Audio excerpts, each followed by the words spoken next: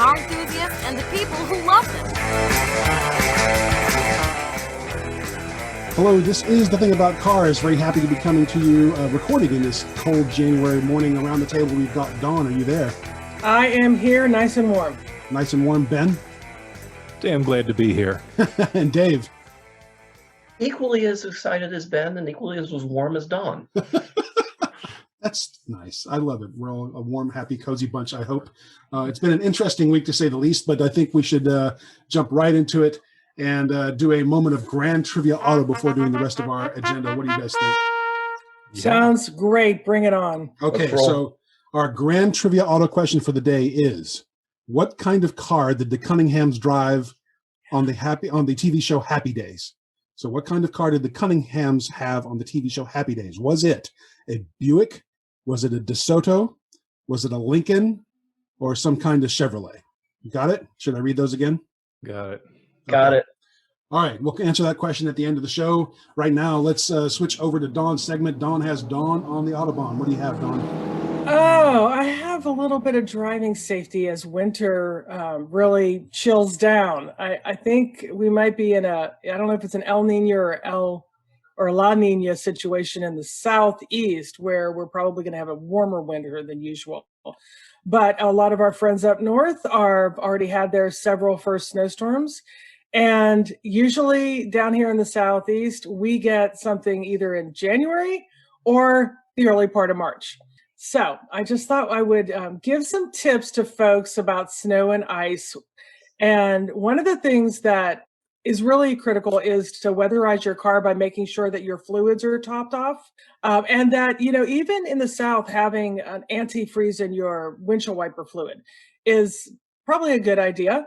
I don't think we think about that as much down here, but it's a good idea. However, and this is an interesting thing I did a lot of research on, but I'm wondering what you guys think, is to fill your tank half full instead of filling it all the way to the top.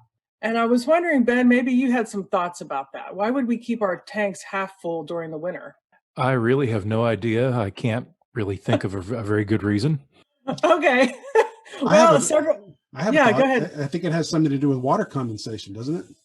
That's what I was wondering. I was also wondering if that kind of pushed people. I don't know if it's a mechanical thing, if it's a chemical thing, or it's a more, don't drive until you run out of gas. Just keep filling up your tank so that you're not stranded somewhere. The thing with condensation is that the less airspace there is in the tank, the less water vapor can condense, which means a fuller tank will form less condensation.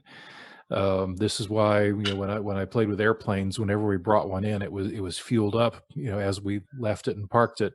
Motorcyclists do this a lot too. Their tanks were still metal longer than everybody else's. Car tanks are all plastic now, so they won't rust, but a little fuel in the system can give you a little water in the system, excuse me. So wait, Dawn, Yeah. Are you saying it's better to keep a tank half full in the winter? It's interesting. That's what I'm reading, which I looked at several. I looked at Edmunds and Kelly, and there's a Golden Eagle site that talks a lot about different things that you need to do for winterizing. And this half tank thing, it just got me. I'd never seen that before. And I was like, I don't know that I want to tell people to do that.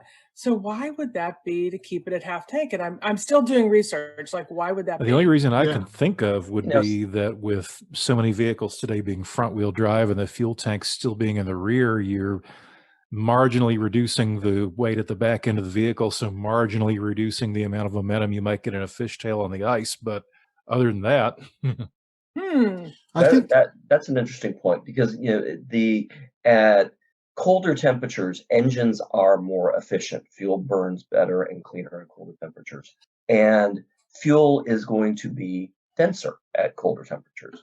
So that the only other thing I think of is if you fill a tank cold tank with cold fuel at a cold temperature, you're going to get more fuel in, and it's going to, as it warms up, the fuel's going to expand, but you're not going to get so much more fuel, and it's not going to expand so much that it's going to crack your tank.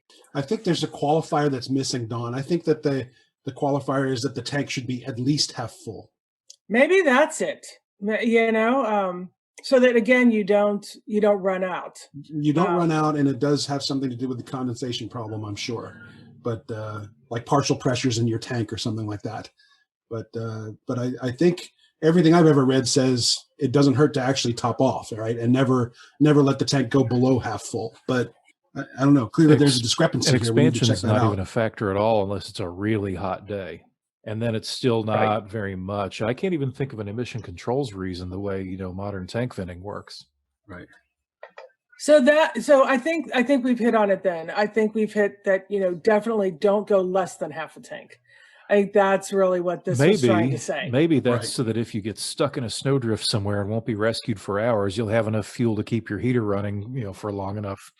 Well, that's what I'm saying. That makes a lot more sense to me, because that was how I was raised in the snow belt. Is you always made sure you had gas in case you got stuck. The car that maximizes the amount of time you can run the engine. Exactly. All right, so we're going with that. At least half full, but if you can get it to full, that would be best. So that's kind of like the overall. But then I was starting to look at tires, and of course, making sure your tires are inflated this time of year, any time of year. But this time of year is really critical. But then all of the, should you switch to all seasons or snow tires? I know when I lived in Pennsylvania, we had winter tires and we had the other one season of summer. So we talked one thing about what does it mean to put on the iron, and now that I know that means to put on your snow chains. Yes. But having the good tires and making sure that you've got a good depth on your tires, and I think this is the time of year where you want the best tires on your car. For sure. Yeah. You want to have the newest tires. So that was another recommendation, as well as the one thing that I think gets really people think they can drive the same speed the same way that they drive on a dry surface, and they need to really slow down. They need to do everything they can. They need to keep a greater distance between them and the car in front of them, because you just never know if you're going to hit black ice. And I think that's our biggest fear in the Southeast, is hitting that patch of black ice that you don't see it coming. And it causes all the pileups, which brings me to my kind of not final point, but another area is people don't know how to really turn into the skid. And so I did some research. I mean, I think those of us that love to drive know what to do, but there were many recommendations said, don't think you know what to do. This takes a well-seasoned driver, somebody that really is driving all the time, to understand it. Mm-hmm. But if you don't understand the turn into the skid, what you need to do is to correct into the direction that you're going, that you want to go. So if you start fishtailing and if you're going and your car starts like rotating to the left, you want to correct back to the right. If it starts going to the right, you want to correct back to the left. But you've got to be prepared that you're going to have to probably go back and forth several times and really keep a hold of your steering wheel. Otherwise, you are going to fishtail a lot. And last year, I remember it was a little wet and rainy, and I always keep a good distance from other cars. But this one car there were two cars drag racing, and they decided to switch in front of me. Mm. And I started to fishtail. And I remember being in a top-heavy SUV, how tough it was to get that car back, going straight again. So don't think about turning into the skid. Think about turning to the direction that you want your car to be going in. Right.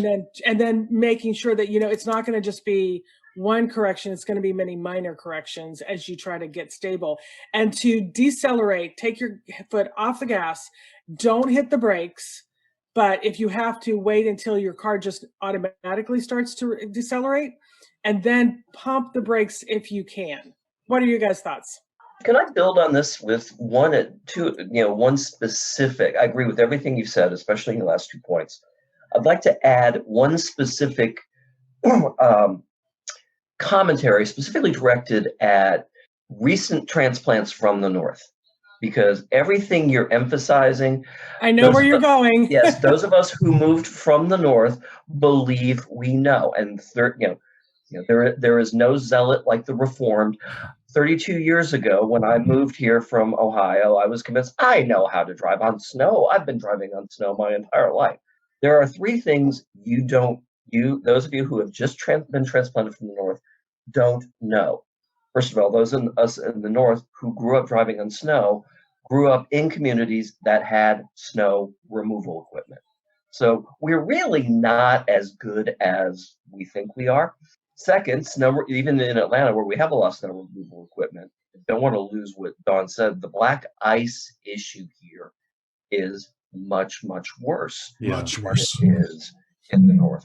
Because our temperatures can go from 20 to 50 back to 20 in a matter of 6 hours. You can have a lot of melt that freezes on the road, and it's Absolutely the kind of ice that those of us in the north don't wind up growing on or driving on. And then the third thing, which I want to point out, is when we do have a snow, first of all, Atlanta has the most user-friendly blizzards I've ever seen. We will get 8 inches of snow, and it will be gone 48 hours later. But in that 48 hours where there's snow on the ground and road, the only people who are actually out on the roads are those of us who moved down here from the north who think we know what we're doing out there. Southerners have a much more civilized approach. Let's stay home and drink. Right. Well, except for the adventure seekers. Well, exactly. I was going to say, but your third point kind of brings to, especially today, you don't have to go out in it, because as good as you think you are, there are those people that are really bad. Oh, yeah. And they're the ones that are going to cause you to have an accident. Well, and that's right. And the thing that I'm thinking from that is, if you live someplace where you're close enough to a large parking lot that you can get there without causing a disaster, go there and just work on it. Get the hang of it. Get the feel of it. Of course, pick a parking lot where I'm not going to be there, doing high-speed donuts on the snow. And watch out for the concrete pilings around the lamps, absolutely. the parking lot lamps. But both of those are really smart recommendations. But now, with everything we've experienced with the pandemic, you don't have to go out. Enjoy. Yeah. Stick your galoshes or your snow boots on and go for a walk and build a snowman. And right. Instead of going and participating in the bread riot at Kroger yourself, send Instacart. Yes, exactly. So that was, those are, as we're approaching this unpredictable weather season. And then finally, be prepared. If you are adventurous and you're going up to really look at the snow, have an emergency kit in your car, have an extra blanket or two in your car, have some water, and take a gallon or two of water for you. I mean, people do get stuck. Yes. They really can't believe it until it happens. So you really need to do that. Stay alert, slow down. My friends in Minnesota say that they actually pack a candle or two, because if you get stuck in a snowdrift or something, and your car could actually get overlooked at that point, you could actually get lost in the snowdrift. They say keeping a candle lit in the car actually keeps the car warm enough to keep you alive. So I've never had to experience this, but I've heard this a couple different times from a couple different Minnesotans. Important to remember too that down here in the South, if you slide off the road, the snow might have soft muddy earth underneath it, because the ground may not be frozen, or there may have been a little bit of a melt before more fell or something, but the ground doesn't freeze here. So right, it's our frost line is only about 3 inches down, and it's rare that we ever have frozen earth here.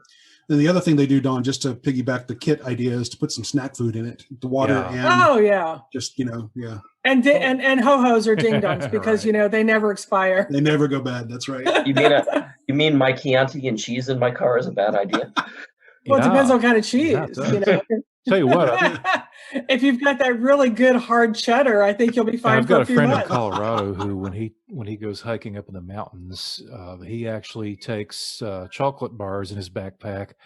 And his young daughter asked him one day, "Well, why aren't you taking beef jerky? Because that's so much more that doesn't go rotten so easily," or whatever. He goes, "Yeah, well, as long as the chocolate doesn't melt, it's fine, and you don't need as much water to digest it as you do the jerky." Right. That's exactly right. Well, people don't know, but dehydration in the wintertime is a really big thing. Yeah. So. Yeah. And the one last thing is, I ask of our northern friends when they're driving down here, when you get out of your area, like when you leave there and you at your first rest stop, get the snow off the top of your car.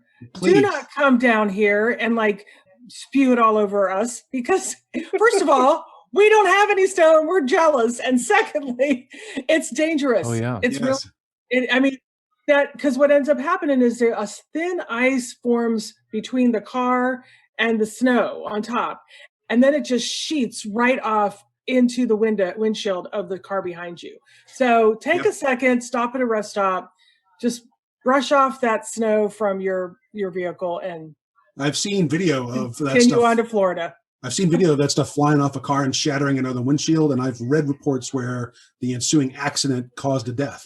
So Yeah.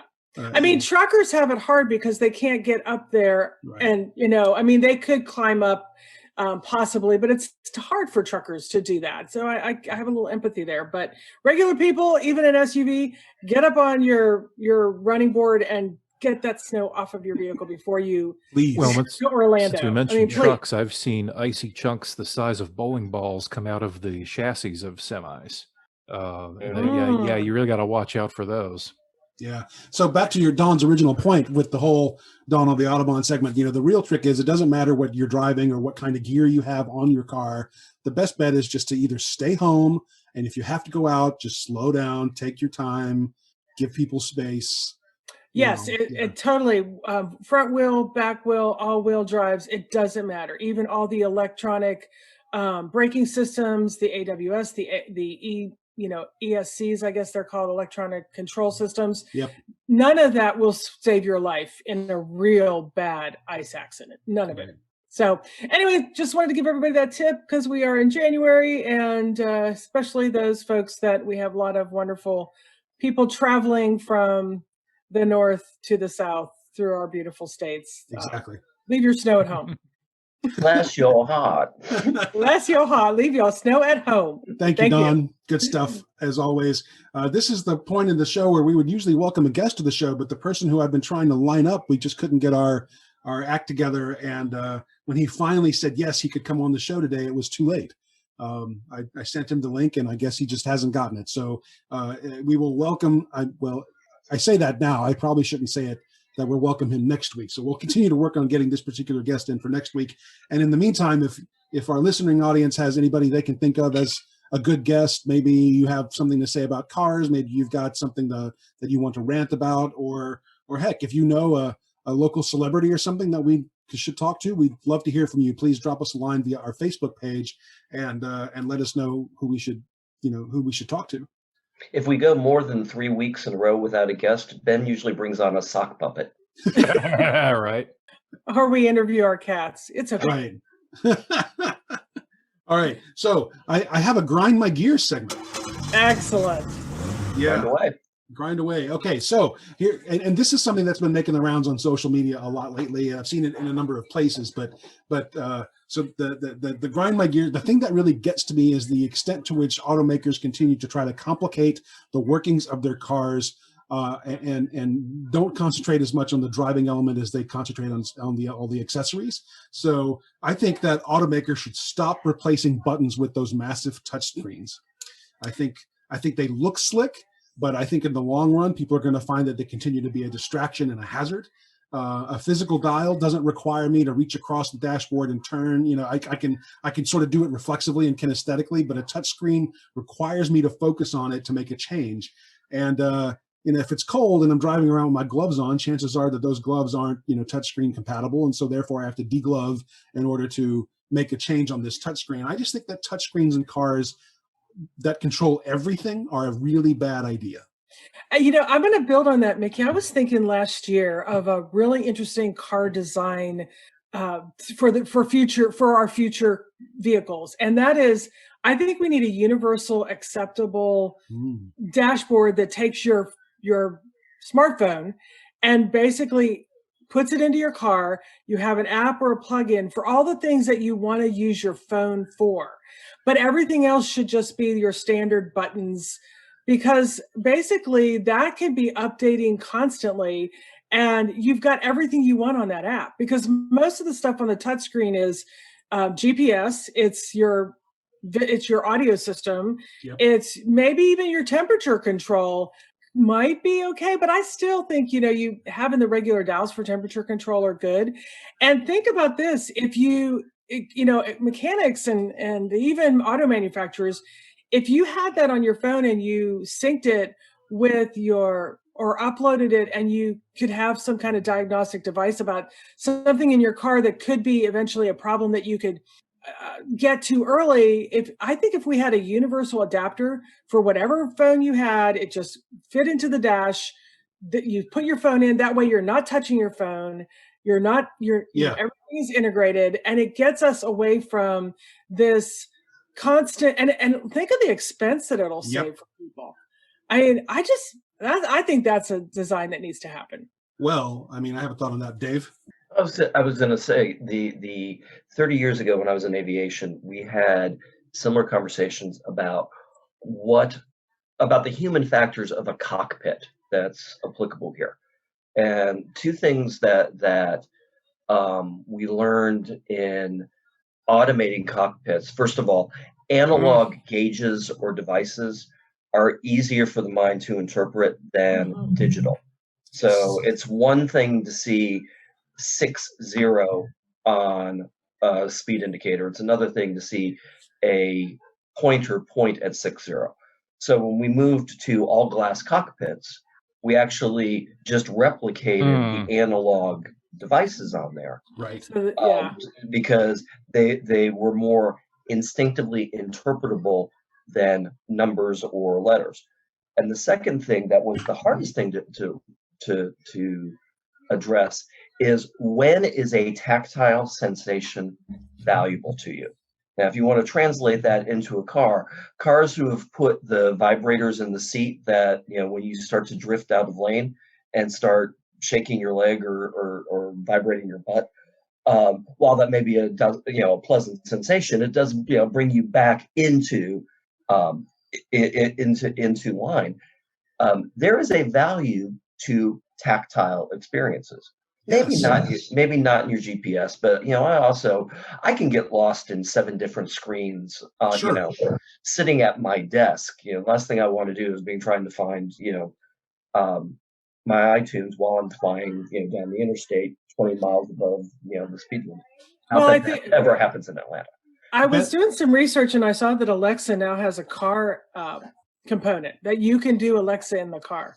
Well, I know Ben's been looking kind of pensive here for a second, but I think that I think that the car companies do have made an attempt, at least, to get your phone to immediately interface with the car via Bluetooth. And so there's there's Android CarPlay or Apple CarPlay or something, and then there's the Android version of the same thing. And that's I might have to check those out, because Siri, Alexa, or Google, because Siri and I are in couples counseling. I think that's true for all of us with Siri, but there's still no place to put the doggone phone. Yeah. There's no place. I mean, you have to buy an extra thing. Done. Yeah. That's what a cup holder is for. No. That's where my cup. Oh, that or in your purse in the back of your car. Right. All right, Ben, what are you thinking? Yeah, well, not having them, loose about in the interior is good. Should you get in a crash, because that thing could fly anywhere. You might not be able to reach it to call for help. True. But as far as phone interface with the car goes, I lean toward less is better here. Mm-hmm. I don't need much in my phone integrated with the car, to speak of. Might stream some music from it or something, but honestly, what else do I need? I use Waze and music, and that's pretty much it. Yeah. I'm trying to think of whether or not I want the car surfing Tinder for me while we're driving. Swipe left, swipe left, swipe left. No, that's turn left. That turn. And then there's the whole access, issue too. Like with all these rental cars I drive every week, every time I hook up the Bluetooth in one, I get the messages, about permissions. Do you want the car to have access to, your contacts, to your text messages, things like that. And it's an ongoing thing. It's like if you sell the car and your car has retained any of the information that you have within your phone, you have to have essentially a dealer reset on the computer to get all that data out of there before you get rid of the car. And but that's another issue aside from touchscreens. But and then as far as controls go, there are some safety things built in with a lot of the newer ones. There are a lot of functions that the car won't let you do if you're driving. Yeah. You've got to either be stopped. Oh, right. It won't let you text. Yes. Yeah. I've had a lot of them where, you press something on the screen, it'll say that you can't do. Now, whether it's sensing the car moving or truly being in park varies from manufacturer to manufacturer. I've noticed some, as long as you're just not moving, it'll let you do it, but some will make you put it in park before you can access some of the functions. Hmm. That said, if you don't like a whole lot of screens and menus, don't get a BMW. Good grief. I've had a couple of those as rental cars, and oh my God, you are a slave to the screen in those things. Again, they look slick, but they don't really help the just baseline function of what it means to drive a car. In fact, Right. it removes you from the baseline function of what it means to drive a car, and that's why I think they're just a bad idea. So anyway, thank you for listening to me grind my gears today. We'll go on to our next segment, which is listener viewer mail. I actually have a viewer question today, or a listener question today rather, because we don't have any viewers. But first, I want to read a line from a friend of mine, Karen, who wrote one of her worst cars. I asked, what was your worst car? And she says that her worst car, this is a friend of mine who lives up in the Boston, Massachusetts area. She says her worst car was a 72 Dodge Dart, pea soup green. It had a Coke can for a muffler and no brakes. And that was her worst car. I was wondering if she had any cool stories to tell about it, but I think Coke can for a muffler and no brakes, I think, is an immediate indication of something. Yeah. I'm not sure, but anyway, that's her worst car. But was she using the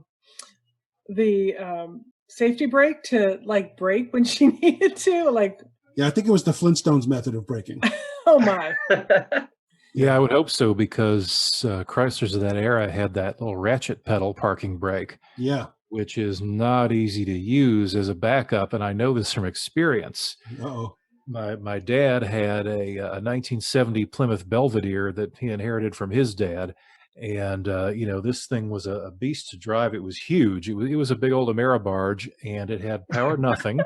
Power nothing, well, except brakes. I don't know if the brakes even had any assistance, but then it had a 3 on the tree manual. Well, drum brakes all around, you don't really need assistance. Right. But 3 on the tree manual transmission. And there was this one day, I'm 2 years older than my brother. And so when he was learning to drive, Dad actually trusted me to take my brother out while he was at work a few times and give my brother some lessons. And so we went out in this Plymouth one time, and we had a brake failure there in the big old parking lot. My brother's behind the wheel. He's going to stop, and about halfway through the braking, the pedal suddenly sinks. And I go out and look. Yeah, and I go out and look, and of course, you got a metal block under the bonnet there next to the engine that has all the brake lines screwed into it. This is the thing that takes, the pressure from one line coming out of the master cylinder and breaking it out into multiple, lines for the wheels. And it was where the brake lines thread into that junction that the failure happened. The threads had been old and rusty and finally just gave. This is a car that spent its first few years in Ohio up in the ice and snow. And so, okay, we got no brakes and we've got to get it home. Obviously, I've got to drive it home. Okay, we got a parking brake. So let's see. I've got to steer and shift with my hands. I've got to make sure that I'm not having to shift and brake at the same time, because when I press that little pedal with my left foot, it's going to ratchet down, and the way to not have it lock down is to keep the brake release pulled with my left hand. So I've got to hold the brake release with my left hand while I brake with my left foot, steer with my right hand, and hope I don't need to shift. And of course, my feet are all very busy here because it's got a clutch too. So, somehow we made it home without crashing. And remember, I'm only 17 at the time. That's crazy. Fairly new driver myself. So yeah. So yeah, I can't even imagine. I love the probe that I had that handbrake in the middle console below the gear shift. And I did love that, because if you had issues, you could just start pulling, you could use that brake like you used your foot pedal. Yeah. It was great. I did love that feature. All right. So next car, Kathy Poley, a good friend of ours. She's actually been on the Thing About Cars with us a couple times. She says that her worst car ever is a 78 Chevy Caprice Classic. I remember these cars very fondly. An uncle of mine had one. She says it was a good car, just too long for me to handle. She got into a lot of accidents, and all but one involved just trying to park that thing. She says, after that, I drove an 89 red Mustang. That was when I went through my midlife crisis at the age of 21. She broke off her engagement, bought a Mustang, and started dating a younger woman. It was a beautiful car, but it gave her so much trouble. By the end, the passenger side door wouldn't even open anyone, so anyone who wanted to ride shotgun had to crawl in from the driver's side. Nice. Which has its own sort of charm to it, I think. It does. I don't think that's the worst. I think the Caprice sounds pretty bad. Yeah. It's difficult to handle, but the other. My college roommate Paul his college car was a 1974 Caprice Classic. It seated 12. And so whenever we wanted to go do something, if there was more than two of us, we were getting into Paul's land yacht. Yeah. The thing is, so in college, we're in the University of Cincinnati. University of Cincinnati is an urban campus, and Cincinnati is full of parallel parking spaces. And yes, it was a hard car to park, which in no way detracts from the fact, no matter what the car was, Paul was a really sucky parallel parker. So whenever we were going downtown for anything, to go to a Reds game or go eat or whatever, Paul would wind up driving, and we'd have to parallel park. And usually I'd be shotgun and like back and forth, back and forth, back and forth, back and forth, back and forth, back and forth. Finally, he'd say, "How close am I?" I'm like, "Well, you're within 4 feet." He's like, "Good enough." There were half a dozen times where we just told people we were abandoning the car. One of the coolest parking assists things I've ever seen was a fifth wheel that electrically motored down from the back bumper and basically served as it turned the front end of the car into the pivot, and it would just roll the back end of the car into the parking space on that electronic fifth wheel, which I thought was kind of ingenious, but not very glamorous.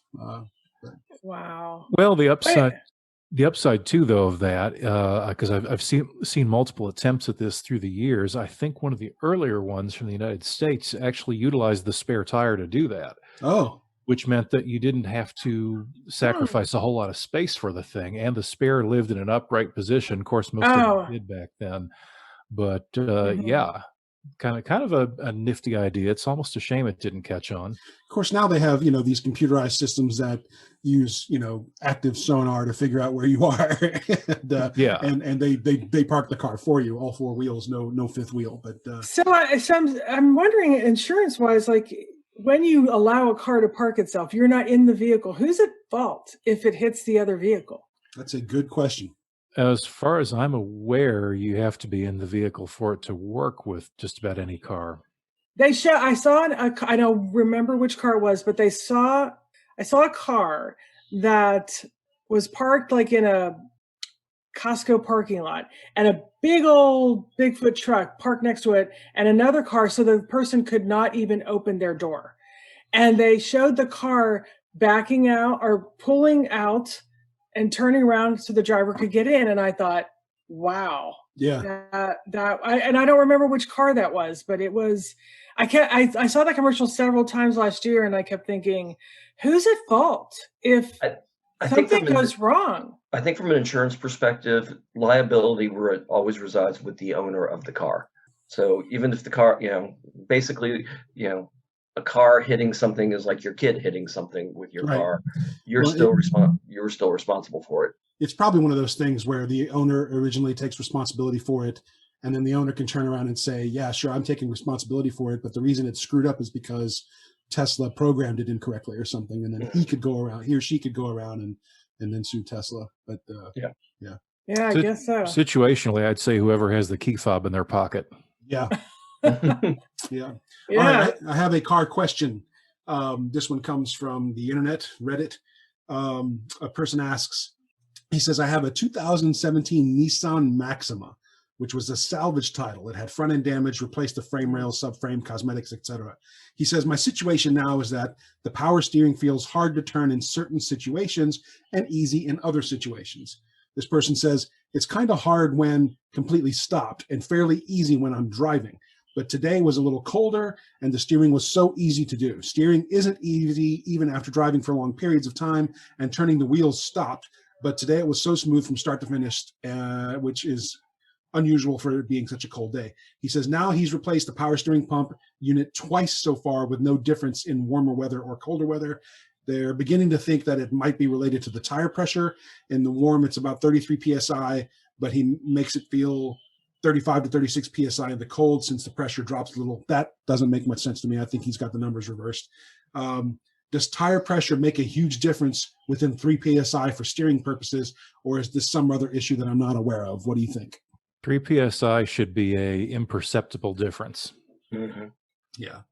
And so I think that the issue with the power steering is a rack issue.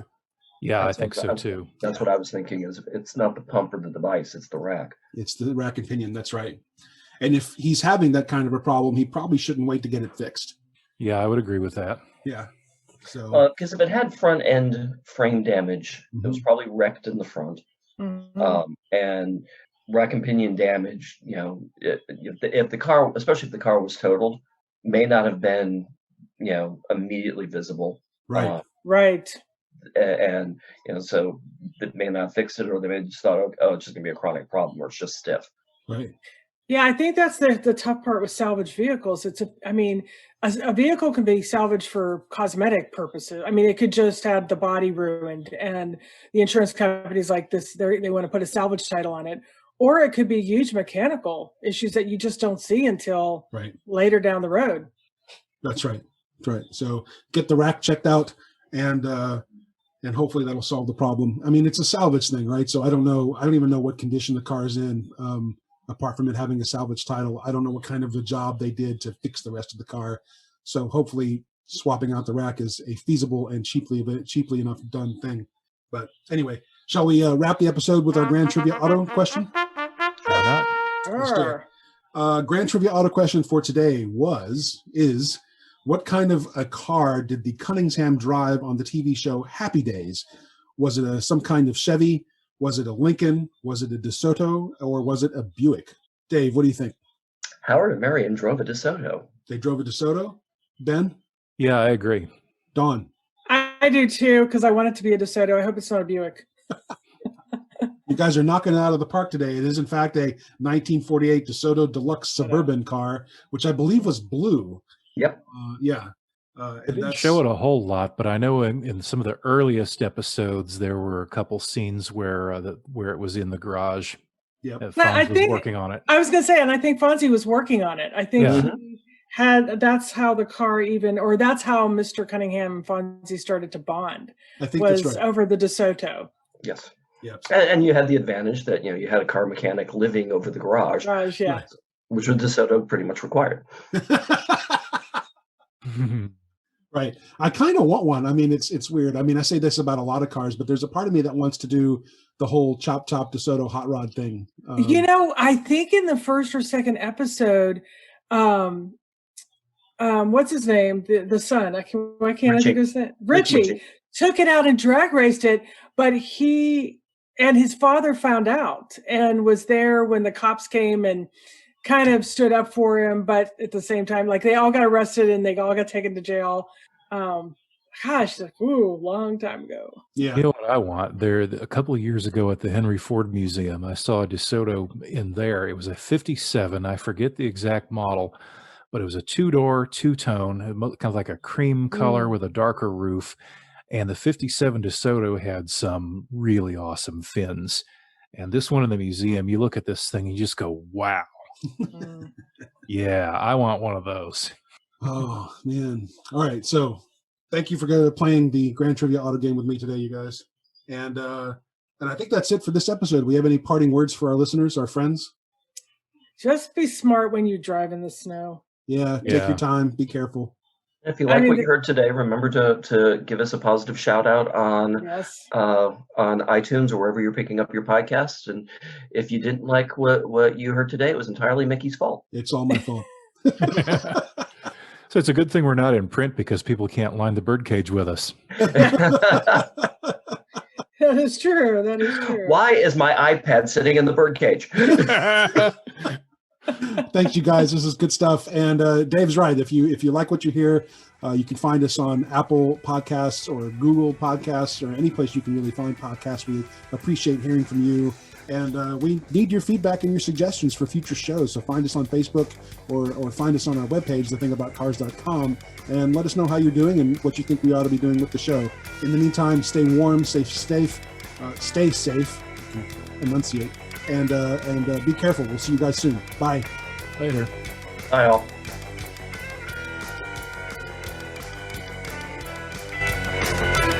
Thank you for listening. This has been The Thing About Cars. We'll see you on the road.